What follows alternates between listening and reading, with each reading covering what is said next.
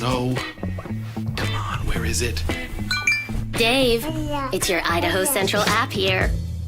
Any chance you're missing a debit card? Let's get that taken care of for you. With ICCU's card control, you can turn any card off with the tap of your finger. You've got it. And back on again. Out, out, out, out. The closest Idaho Central Credit Union branch is in your pocket. Pow day. Dude, let's go.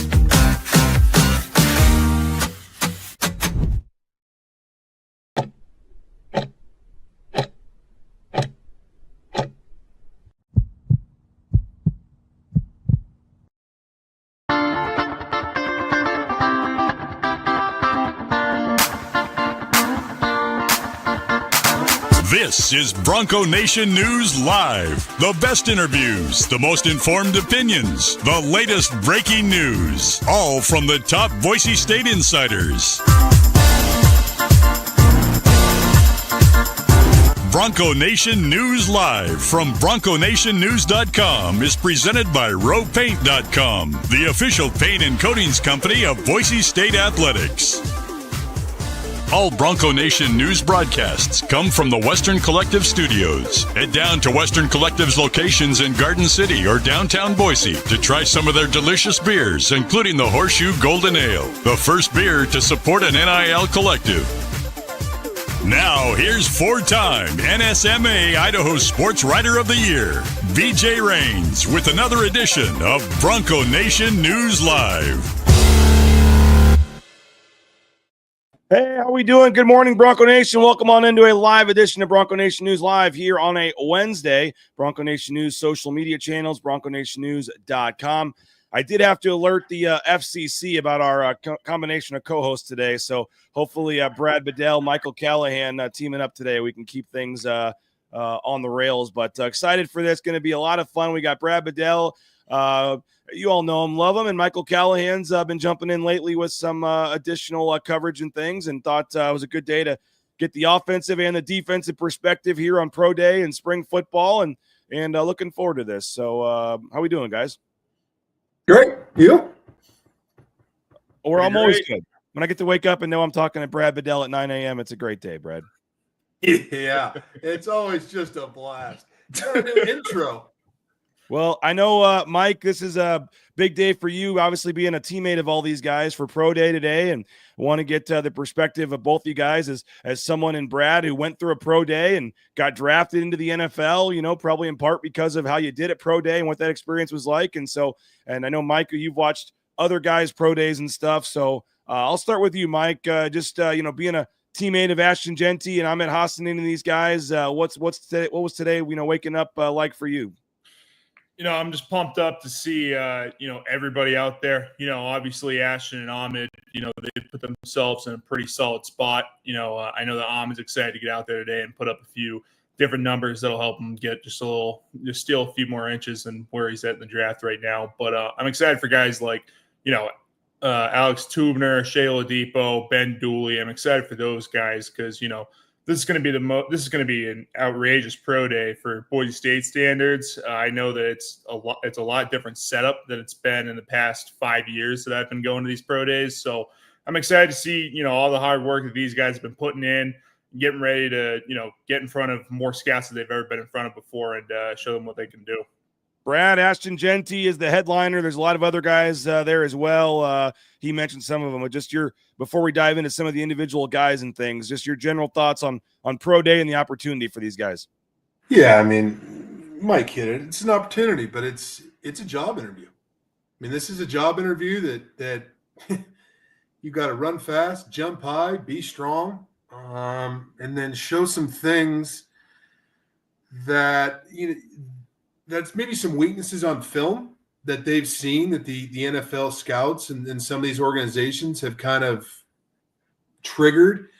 And then can they do the position workouts, things like that? Are they seeing those things that they've worked on and improved on and things like that? It's a job interview, and it's a job interview that can actually take you a lot of places. And sadly, it's a job interview that could take you out of the league too. So, I mean, I could put it as bluntly as that. It's an important day for these guys, and it's not so much. It's okay, Ashton Jeanty, I get it. Good, great, good. You're really good. You're going to move on. You'll be a top 16 pick. Ahmad, great. You're a top 3-round pick. It's the Dooleys. It's the Tudners. It's those guys that are trying to, if you're on the cusp of being drafted, are you going to be draftable? Or are you, okay, some of them are working into free agency spots. And so I think it's a job interview that's important. And I agree with Mike. It's about to be a circus. Yeah, I have a clip here from Eric Chenander we can play in a minute, but he does say this is obviously going to be a pro day like none other here at Boise State. And I think it's going to rival the 2012 pro day when they had Shea McClellan, who was a first-round pick, but had 7 or 8 guys that I think got drafted or whatever the number was. I think that's certainly going to be, over a decade ago. But let's get into Ashton Jeanty right away here. And I want to get to your kind of pro day memories here too, Brad. But Ashton Jeanty did not do much at the combine, just did the interviews and things, Brad. He's going to do, they're saying on-field drills. I still haven't figured out if that means he's going to run the 40 or do the bench press or any of that at all. I don't think he has anything to hide in terms of the bench press. The 40-yard dash, I think, would be very interesting. I don't know if that counts as an on-field drill or what that means. Should he run the 40, Brad? Could that help his stock? I mean, if the Raiders, Mike Prater was on here the other day saying he shouldn't do anything. Like, his stock is as high as it's ever been. Why would he even go do an on-field drill and risk dropping a pass or risk getting hurt or anything? Like he's already going to go top 15 no matter what. I don't know if that's the case, but would you run the 40 if you were Ashton Jeanty, Brad, or what do you make of what he should do today? I would not run the 40 if I was him. I don't think there's a reason to run the 40, to be honest with you. I think his tape in that regard and his explosive runs really hasn't been hawked a whole lot. So I wouldn't run the 40. I would do all the running back drills. And I think that's important. And the reason why I say that is because I am to assume that there's going to be running back coaches there. And when the running back coach is there, they're going to want to take him through some drills that may be out of the box. That's the one thing is, everybody sees this combine, right? Everybody watches the National Football League combine. These agents record the combine, and then they show it to everybody. These are the drills that the combine do. These are the running back drills, things like that. But now you're getting the running back coaches that can take him, and let's say there's 5 of them, right? They can all get together and go, what do you want to see? What do you want to see? What do you want to see? And then they'll combine them, and then they'll produce a workout for him that he probably has in mind what he wants to do. I think a lot of these guys go into their pro days, especially quarterbacks, but in running backs are starting to do the same. Like, they want to show this. They want to show that. They want to do this. I would think a couple of running back coaches are going to put a drill together to get him out of possibly his comfort zone, see what his coachability is and things like that. I think the running back drills are vital. I don't think running a 40 is going to springboard you into, let's say, number 6 where the Raiders are at, right? I think I've read a lot of things that the Raiders love him. Perfect. So is all of a sudden he comes in and he runs a 4.4 40. Oh, that's expected. He comes in and runs a 4.3 40. Perfect. We thought he was at 6. He comes in and runs a 4.5 40. Perfect. We like him at 6. What happens if he gets hurt? You don't run a 40. Not in that situation. I just don't. I would not run the 40, but I would absolutely do the running back drills. What do you make, Michael? I think he hit it on the nose. I think there's no reason for Ashton Jeanty to run a 40-yard dash. I think if you want to see him run a 40, he hit 60-yard dashes, I don't know what the number was, like eight or more times this year in game, burning past dudes. And if you want to, compare what those dudes ran at their pro day versus what he did on tape, he's a good 0.2 of a second ahead of those guys. So there's nothing for, like he said, there's absolutely nothing for Ashton to gain running that 40 other than risking injury. But I do think that it is important for him to get on the field and do those on-field running back drills. Like Coach Bedell was saying, like getting the opportunity to get in front of different running back coaches and have them take them through their drills, their organization-specific running back drills, and see what his coachability status is. I think that the whole idea of him holding out and doing his running back drills at Boise State, I thought that aspect in itself was really cool. Not for Ashton Jeanty, but just for the rest of the guys at this pro day, like we were talking about, the Ben Dooleys, the Alexander Tubners, just because that naturally is going to bring way more eyes and way more attention to this program than there's been in previous years, just because we haven't had a top 10 running back draft talent coming out of Boise State like this before. So, naturally there's going to be a lot more eyes here for guys to, pop and, see what the other coaches think of these guys. I would say this: if he runs a 40, that means somebody wants to see it. That means if he runs a 40, that means there's an organization that's gotten to his agent saying he's got to run a 40. So if you're the Raiders at 6 or somebody that are willing to risk that pick, they're going to say, we're thinking about him, but we need to see him run. Yeah, I would say, hey, I'm not taking him at 6 unless he runs a 40. Now, it doesn't have to be a 40 today, or we're flying back out here, and he's running a 40 for us. That's the one thing that you have to understand is this CBA. When a player goes to that organization's facility, they cannot work out. You cannot work out on the field. It's for medical, board work, and dinner. At the lunch, NFL, whatever. When they do the NFL visits. Yeah. The NFL, yes. So if they come back and he doesn't run a 40 today, and then all of a sudden we hear before draft day that he's run a 40 for a couple organizations, that means that organization's gotten together and said, hey, we're gonna see him run a 40. I mean, it's just, especially the old school organizations. We don't know what the coaches want at the Raiders anymore. This is the first draft process for them within that organization. But historically, the Raiders have had some really horrible draft picks and taken some limb on some wide receivers just because they ran a 40 at 4.4. There was an NC State wide receiver. They went the first round, and the guy was buns. And so I just think if he runs a 40, that means somebody wants to see it. And his agent's like, you better run a 40. And the teams that are showing up today already know the plan, right? I mean, they've been the plan's already set, or they know. I mean, I don't think they're showing up today going, is he running or is he not running? Like that. No, they've said that his agents have said he's not running the 40 today. Okay. If you would like to see that, we'll facilitate that at the future. But as of right now, he's not going to run a 40. I also think I agree with Mike to some extent. It's great for the other kids, and I know this is going to sound bad and kind of away from what I've passed is right now, when you get to this situation, you're now becoming a little bit more selfish. I agree that all my guys I want all the hoopla to be about Boise State's pro day. It was going to be about Boise State's pro day, even if he worked out at the combine. It doesn't matter. Leighton Vander Esch worked out the combine. It was a huge pro day. Ezra worked out the combine. It was a big pro day. So I think you're going to see it. But I think the reason why he's delayed this is because he's had so many carries and he had to get his legs back underneath him and heal. And now he's feeling great. Everything is good. He's got no injury issues, nothing like that. So I think I wouldn't run the 40 today, but if he's requested to run a 40, he'll have to run a 40. If there's somebody at the top 10 that's millions upon millions of dollars, I'd rip a 40 out and go, I'd run. Say, hey, you guys are good.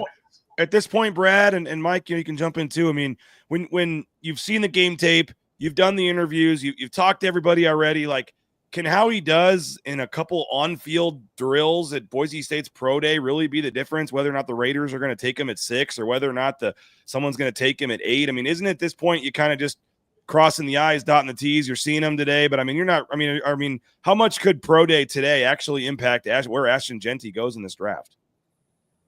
Go ahead, Mike.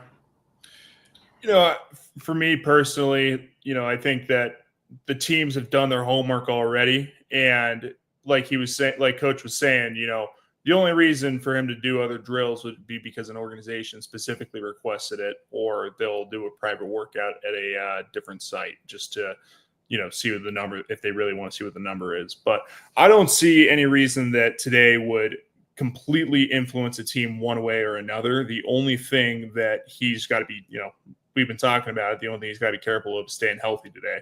But with his explosiveness and his athleticism, I think he'll be completely fine.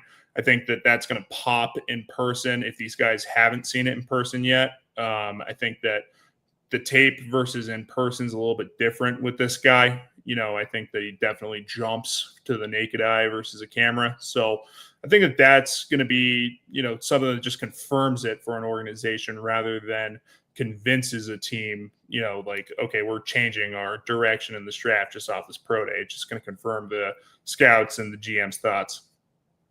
Yeah, I think on the field solidifies who he is. He is who he thought he was. And then I think now it's going to be more, hey, get on the board. Let's talk about some protections. Let's install a couple of things. Hey, we want you to come back, and I want you to spit it back to me. And I think mental retention, getting him on the board now is going to be more important than watching him run over a couple of bags and burst is like, okay, great. Check, check, check. Now let's put some film on and let's go through your process.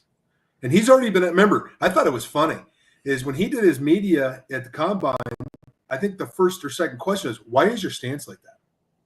Right? He's had to answer that question 900 times a day. Right. And he's going to have to, they're going to put on film and go, hey, what were you thinking here? This wasn't a great run. You missed the hole. Why'd you miss the hole? Or talk to me about this protection. You were supposed to drive back and you didn't. Why didn't you do it?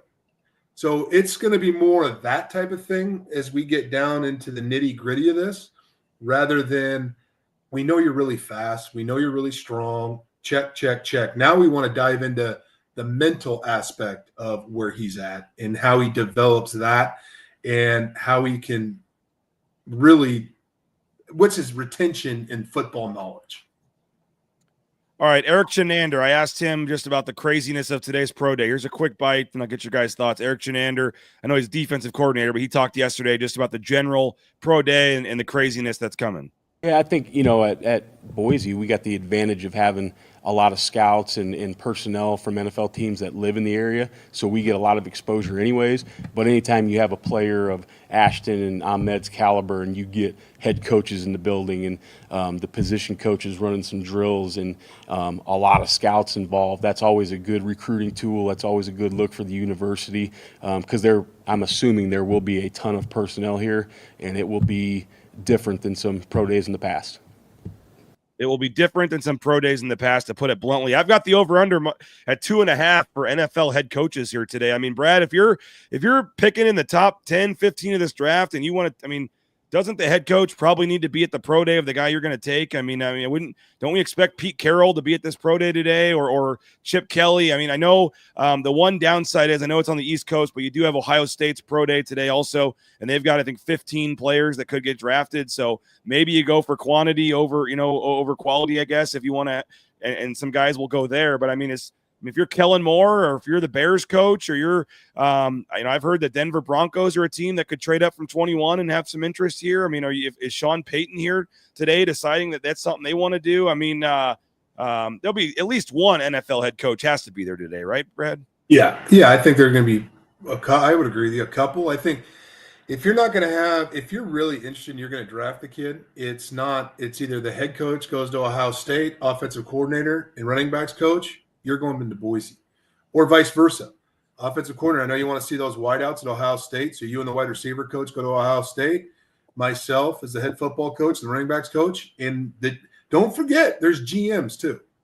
Now we want to talk about like head coaches, we want to talk about position coaches, general managers. In 80% of this run the show. You have to be a very successful head football coach to run your roster and the team. So let's all of a sudden now, if you start seeing some general managers in town, now it's going to be like, oh, okay, now they want it.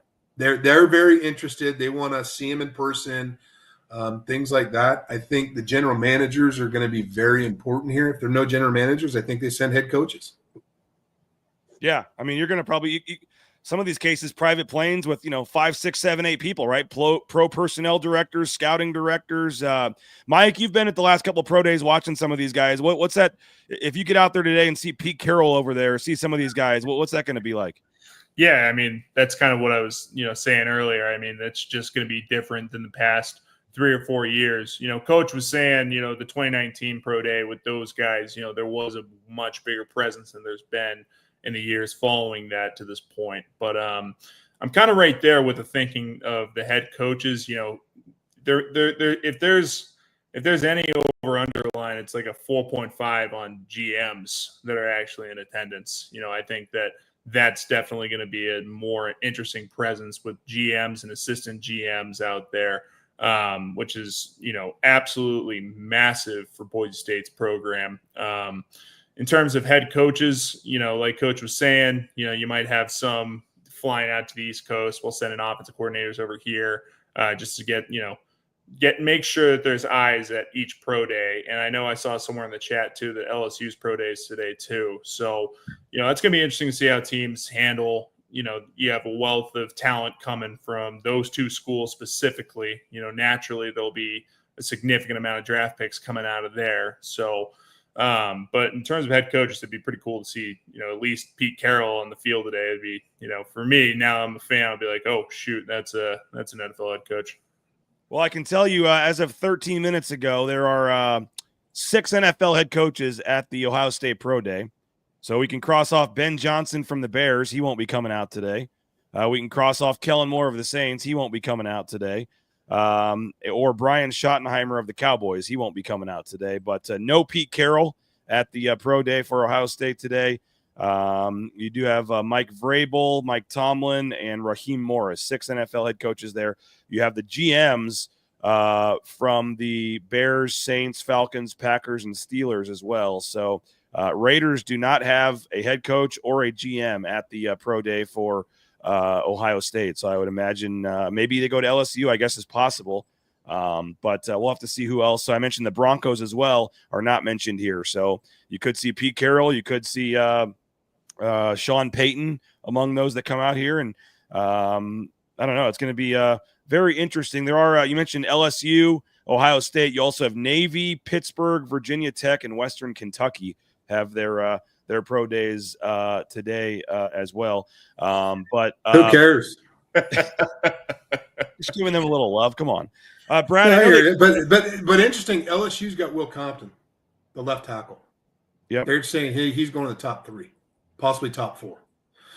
But you're looking at all those are a lot of regional, right? A lot of those coaches out there are regional, East Coast to Midwest, and you're sitting at Ohio State. It's not. So are we doing regional things now? I mean, or they just don't care and like, hey, doesn't bother me. I'll just go regional. I don't need to go see the Boise State kid. Or like you said, maybe they have seen enough to know what they like Ashton Jeanty enough. They don't need to go see him. There's a lot of smoke and mirrors too. I mean, I wouldn't, if I was sitting there and I wanted to trade up at 6, and let's say I was sitting there at 14, it's probably a big jump, but I'm not going to Ashton Jeanty's pro day. I'm going to send my regional scout. And then I'm going to fly him in, and then I'm going to say it's for medical purposes. We want to re-medical him off the combine. And all of a sudden now, behind the scenes, I am working extremely hard to jump up as fast and as high as I can to grab him. So why would I send everybody and then all of a sudden hopefully saying, hey, this team or Baltimore, whoever it was, says, hey, they didn't send anybody but a regional scout, knowing like, hey, you can show up and do whatever you want to do, but we're going to try to jump up and get him, and we're going to bring him in and have dinner with him and then things like that. And we're going to try to work behind the scenes to jump up rather than send everybody. And now you really want him, and I'm trying to trade at 9. They're like, well, wait a minute. You went to Ashton Jeanty and you sent everybody underneath the sun. So now I want 2 first-round picks. So if they want him that bad, and all that, don't send everybody. You're saying they could secretly say we'll be back tomorrow to see a workout or something. Absolutely. So we don't need to see him on. We don't see him on film. We don't need to see him on the field. We don't need to see him anyway. What we want to do is take him to dinner, put him on a board, get around our organization, and get a feel for him there. And now all of a sudden, now everybody's saying, "Oh my God, they're going to do everything they can to jump up." And desperate people, I would ask for a lot of things. Look at Ricky Williams. They made it clear that the Saints wanted him so bad. It cost them what, 3 first-round picks? Yeah. There's smoke and mirrors to this too. I mean, you got to play the game.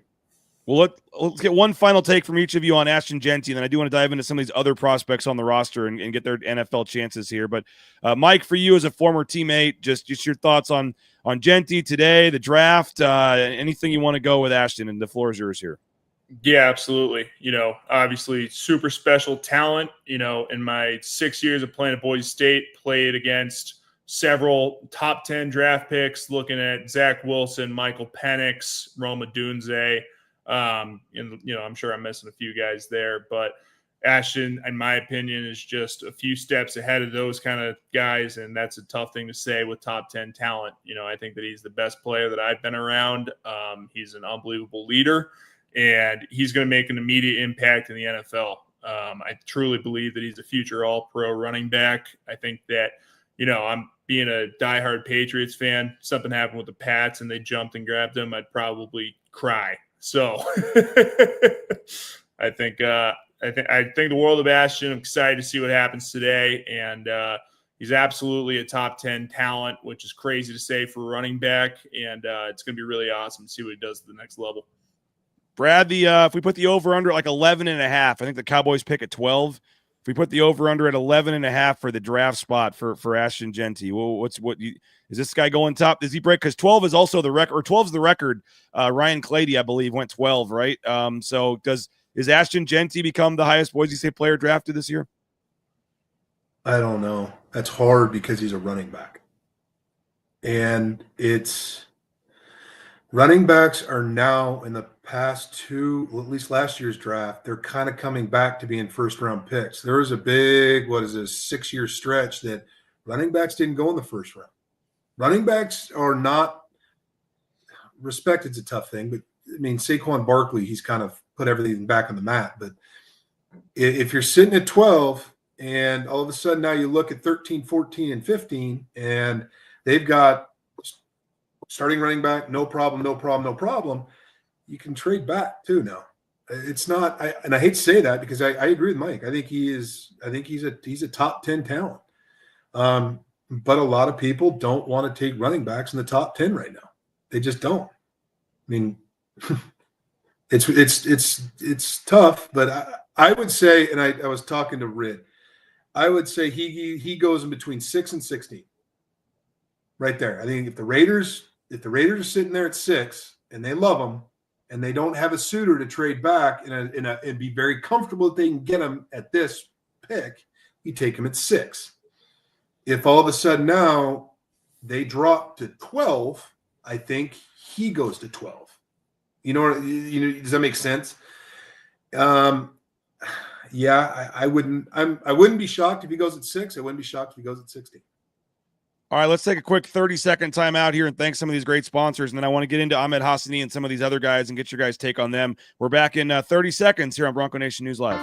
Bronco Nation News is presented by our title sponsor, RovePaint.com. Our major sponsors, Idaho Central Credit Union, Taco Bell, Lithia Ford, the Blue and Orange Store, Jackson's, and our contributing sponsors, Signature Roofing, Western Collective, Snake River Pool and Spa, Transportation Compliance Service, Boucher Real Estate, Ridley's Family Markets, Circa Las Vegas, Lean Feast, and Timberstone Golf Course. All right, the full list is Ashton Jeanty, Jonah Dalmas, Ben Dooley, Herbert Gums, Ahmad Hassanein, Cooper Jones, Sheldon Newton, Shayla Depot, Rodney Robinson, Taryn Shive, Alexander Tubner, Tavion Woodard, and a late addition of Cam Camper will be working out today at Boise State's Pro Day. Let's just start with Ahmad Hassanein here. And Mike, as a position, teammate of his, a guy that played along the defensive line with him, we heard from Eric Shenander the other day. He's like, hey, this guy just needs a foot in the door. Whichever team takes him, he's going to instantly make them better, and he's going to walk in there and be a leader and a contributing player for them. I know you said top 3 rounds, Brad. It sounds like right now he's kind of in the day 3 mix from a lot of people you talk to, like a 4th through 7th round. But what do you make, Mike, of Ahmed's chances and what a team would get if they draft him? Yeah, I think that today's pretty big for Ahmad. I think, in a completely different conversation from Ashton, I think that Ahmad can do a lot for himself with some of his numbers today. I know that he hit good numbers at the combine, but I know he wants to get out there and touch up on a few things. But like Coach Chens was saying, we're gonna get you're getting a high motor, gonna play absolute balls to the wall every snap, reckless abandon with Ahmad.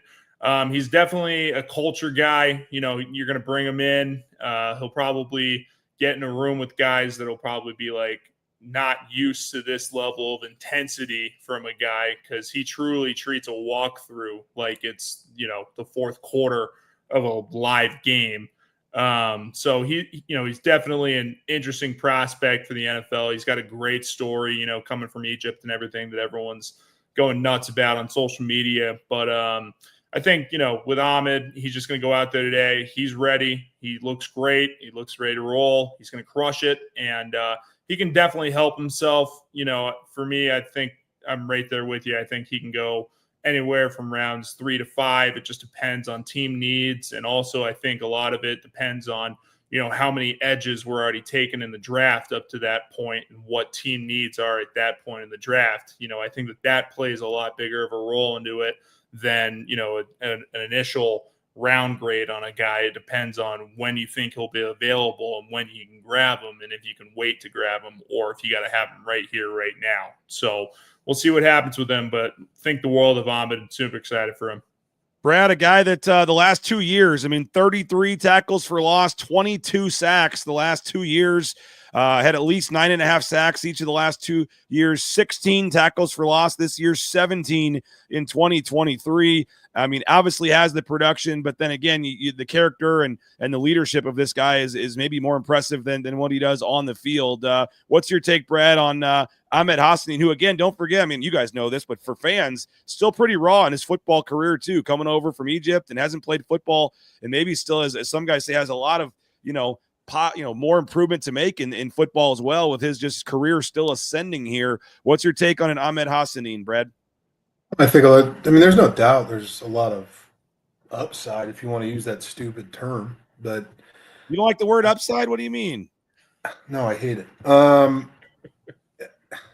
Is he going to get pigeonholed? Can he? I have not been around him enough I'll be quite honest with you. I've not been around him enough. I know the story, guys. I know all that. Is he pigeonholed to where he has to go to a 3-4 team and play edge, or will teams take a risk and get him big enough to play a 4-down defensive end spot? That's going to be a big thing for him, because if he's pigeonholed, I agree with Mike 100%. If you don't, we know the Penn State edge is going to go, some are going to be 1 overall to 3, whatever. He's going to need a good run of true edges if he's pigeonholed at edge to get drafted within the 5th, 4th round, right? Or does a team realize, okay, we're just scratching the surface with this kid. Look at his frame. We can get him big enough where he can play edge, and then he doesn't have to come off the field when we play 4 down, and he can play defensive end. Those are the things that he has to get answered. I think that I would agree with him. The 40, perfect. What's his 10 split? I don't know. I did not know his bench number at the combine. It doesn't really matter to me. Can they come out and he needs to show some fluidness, a little bit work, how some hip stiff hips a little bit at times, through the combine watching him. Once he gets that answered, and if there's a team that could say, okay, we can play him at edge, but I think over time he can develop as a defensive end with size, and he can be more of a versatile player, then they're going to take him at 4. It's just going to take that one team that believes that they can groom him to do both, or in the future put him at DN. He's a guy to me that you watch the production. He looks like an NFL player to me, but I guess we'll have to, No, production's through the roof. Yeah. But when you say upside, is when you're drafting in the 3rd and the 4th round, most of those kids are on the field week 1. They're in a rotation, right? And how many NFL spot? What is it? 52, 53 men. I mean, you're mentioning having to be able to do more things too. So his ability as a young guy on special teams to show he can do some things there probably is going to be important. And as you said, I mean, that's why the every down type thing. I mean, when you only have a 53-man NFL roster, Brad, you got to be able to show versatility, right? Well, no doubt. Remember, there's only 48 game day. Remember, they go inactive. So 52 goes to 48 on game day. And so that's a position where that your edge position, that how many they could carry into a game, right? That's why some of those guys that are not the starters can play D end and things like that. And now you're looking also at teams that if you're pigeonholed as that edge type, is that, and I couldn't tell you, I don't know the statistic of what's the percentage of defenses in the National Football League that are day in and day out 3-down teams. I can't tell you that. I don't know that. So you're just gonna have to figure that out. But I think he's put himself in a phenomenal spot. He's gonna get drafted. I think it's just a matter of when, not if. I think that's my true gut. But I think there's some things that are gonna have to happen for him to go in the 3rd, in the 4th. It wouldn't shock me if he went in the 4th to the top of the 5th. I wish he would go at 3 in that area because I think he has a production to do it. But some teams get a little nervous if you haven't played a whole lot of football as a 3rd-round pick. So who else then are you guys going to be paying attention to today? I mean, Jonah Dalmas is a guy that at times has had NFL aspirations at kicker. You mentioned Ben Dooley, Brad, on the offensive line. I think Cam Camper as a late addition at receiver could be intriguing to some teams. Then you've got a lot of guys that, Shayla Depot, Rodney Robinson, Tubners of the world that put up, really solid college numbers, but are they tweeners, when it comes to getting any kind of shot at the NFL? Mike, start with you, I guess. Is there a guy or two that you really are hoping gets a chance or that could get a chance, or what do you make of some of these other guys that are working out today? Yeah, obviously in a perfect world, I'd love for every dude in the field to get a chance, but that's not the reality of the NFL business. But I'm going to be looking at Ben Dooley, Alex Tubner, and Shayla Depot. I think that with Shayla Depot, I think teams are going to be really intrigued with his versatility. I think that with Shay and his frame, I think teams could see his explosiveness and see a traditional dime or, a member of the secondary, or you could slide him down, have him throw on 10 or 15 more pounds and try to get him in some linebacker roles. But at the end of the day, with Shay and Tubner, they're going to make their name on special teams when they get their foot in the door. They're going to get in there. They've been playing special teams for the past 4 years at Boise State. Both of them were on the field for special teams this year. You can go back through that tape and, check them out for those scouts. But I think with those two, that versatility is going to be a big impact for them, going forward, looking at the draft and looking at, getting a free agent signing. I think Ben Dooley is also a super interesting one, just off of the experience. You could technically call him, we'll call him a 4-year starter because Ben's been here for 6 years, but Ben's got a wealth of experience under him. He's a badass. He's played through a lot of stuff, but I'm sure the teams already know about that, or they'll see it when they bring him in. And at that point, they're going to see a guy that is a lot. He's grown a lot in the mental side of football, and you put him up there on a board, he's going to be able to do a lot of things that I don't think other O linemen will be able to, which might make him a more attractive option for them. Once we get past, once we get into the 7th round or looking into free agent signings. But, all 3 of those guys, in my opinion, just needed to get their foot in the door. I think that them being in a camp and being in person and going up in the competition, I think those guys can make an impact in an organization. Brad, was it Ben Dooley or Garrett Curran that you had the famous argument with in the parking lot after you said you were leaving for Auburn? I forget which one it was, but Dooley. Okay, so I know you and Ben Dooley do have, you obviously have history with him, and you obviously recruited him and know him very well, and I know he's a guy that you're hoping gets a shot. Oh, I do. I think if I ranked them to have an opportunity, it would be Ben Dooley. It would be Oh boy, that's tough. Production, you either got to look at Tubner, but Tubner is limited at times. Shea is the one that is very intriguing to me. I helped recruit him coming out of Colorado as well, so I'm kind of tied to him a little bit. But the difference between Ben Dooley and everybody else is the NFL is dying for O linemen in size.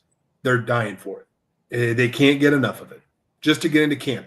So I think if Ben Dooley turns out and has a really good day today, I would not be shocked if Ben Dooley starts flying to certain places around the country to do a physical and to see where some of the things are that I don't know the extent of Ben Dooley's injuries. I don't, to be honest with you, I care, but it doesn't matter now. I mean, it's either they're going to take him or not. But I think with him being able to now transition, he worked really hard at snapping the ball. So I think he's working on that. And I think if he can come in, he's dropped some weight, I think. So I think he should weigh in at about 300 to 302. Ben Dooley's not going to blow you away with a 40, I'll tell you that right now, but his 10 should be fine. And he really, his O-line drills should look pretty clean. So I think he's the one that's going to have the shot to work. If he has a really good day, I think he can sneak into a late 7th round pick just because of so many O-linemen that are getting drafted these days. And I keep giving the story, Brad, about Matt Paradis, a lineman at Boise State, Council, Idaho. Everybody knows his story, but I mean, he played with Charles Leno, a left tackle, and Charles Leno was the one that everybody had higher on the draft boards. He was the one that was going to get drafted, and Matt Paradis was going to be maybe a free agent, priority guy, whatever. All it took was the Denver Broncos, one team, seeing something at Pro Day, bringing him in for a visit, and they didn't tell a single person anything. It was the only place he visited, the only team he went to, and Matt Paradis, out of nowhere on that third day of the draft, is a 6th round pick by the Denver Broncos, ahead of Charles Leno. And then he goes on to snap it for Peyton Manning and I win a Super Bowl, I believe, and everything that Matt Paradis did. And it was just because one team fell in love with him. So for any of these players, but even like a Ben Dooley, be in the same position, all it takes is one team seeing something and the rest could be history. Well, there's a track record here right now. If you really look at it, let's go back. And I don't know, a lot of guys are drafted, but look at just my area. John Mulshawn. He ended up being a priority free agent to Tampa Bay, practice squad, then active, won a Super Bowl. Look at John Ojukwu. He went from priority free agent to starting last year. I think he started like 4 games, appeared in 10. And so that's, I think we can lump Ben Dooley in that situation right there, to be quite honest with you. But I think today's important. I think the number one, everybody's got to get their nerves in check, and it better get in check because what time is it? It's in an hour and 15 minutes. Yep. Yeah. Well, they're in the building. So now they're starting to see all the logos. Okay. And these are the type of guys that didn't go to the combine. And so you're not sitting in those one-on-one meetings. Those are the nerves that you got to get over in a real hurry. And that's the funny thing about pro days. I've seen a lot of guys fold like lawn chairs because they got there and they looked at all the logos and they crapped their pants thinking, oh my God, this is the National Football League. And I told Carroll over there on the sidelines sometimes can do it for you. Exactly. And it's not, you just got to get over it and go, hey, you've been doing this for the past. I mean, Dooley's the Van Wilder at Boise State. He's been here for freaking ever. And I was like, Dooley, the quicker you can get over your feelings and the nervousness of everything, and you deserve to be here and you deserve the shot, and you give it your best and have fun with it, you'll be amazed at what you can do. It's the guys that sit there, they're so nervous, they're so tight, they're everything. And I'm like, you should have been 10 times more nervous before the Penn State game than your pro day. It's the way it is. Get over it. And go and move and don't fold. Be mentally tough and just go do what you believe you can do. I just keep thinking if Michael Callahan didn't have 2 hip surgeries, he'd be out there helping his stock today, right, Mike? I would have smoked a 5.3 40, probably put up 12 reps on bench, done the stiffest individual drills possible. We've had a But you would have won him over with your personality. Buddy. Oh yeah, it would have been great. The coach would have loved me. He'd be like, hey, we're not taking this guy, but he's pretty cool. So yeah, that was nice. None of you guys mentioned Cam Camper. Does he have any kind of NFL shot, Brad? You think? I don't. Maybe a free agent. I'll be quite honest with you. I don't know enough about Cam Camper to answer that question. I know he was good for Boise at times.